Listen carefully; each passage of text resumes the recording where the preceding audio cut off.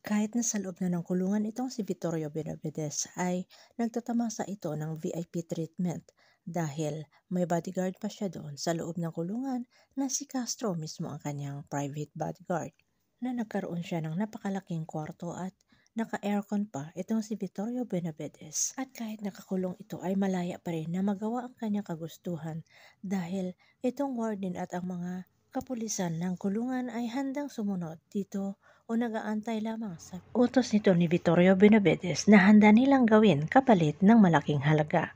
Samantala natunto na nga ni Iris Benavides ang kinaroroonan ni Tyrone de Vera at nakita niya na masaya itong si Tyrone kasama itong si Jasmine Flores at ang kanilang anak na si Camila.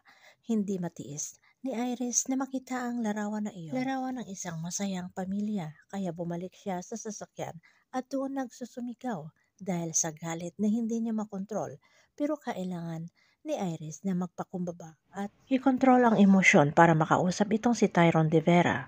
Kaya nagpalipas siya ng ilang minuto saka lumabas para puntahan itong si Tyrone de Vera. Nagulat na makita itong si Iris Benavides. At dito, dala ang masayang balita ni Iris Benavides na buntis siya sa kanilang anak ni Tyrone de Vera, na handa pa siyang ipa-DNA test ang kanilang anak. Makasigurado pa si Tyrone de Vera na anak niya nga ang kanyang pinagbubuntis.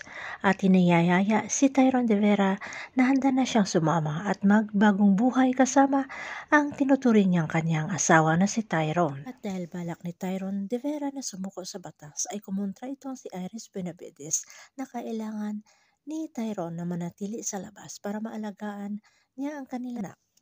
Hindi daw tulad sa kay Camila na hanggang ngayon ay hindi matanggap ni Camila at hindi sila makapakilala na sila ang tunay na magulang ni Camila dahil alam ni Iris na hindi sila tanggap nito ni Camila.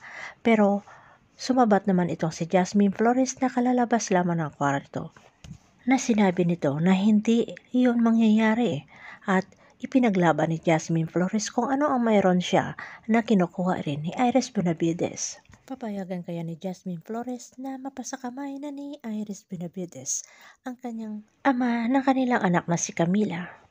Ipaglaban din kaya ni Iris Benavides ng puspusan ang magiging ama ng kanyang anak? Abangan na lang natin ang susunod na episode dito sa Lavender Fields.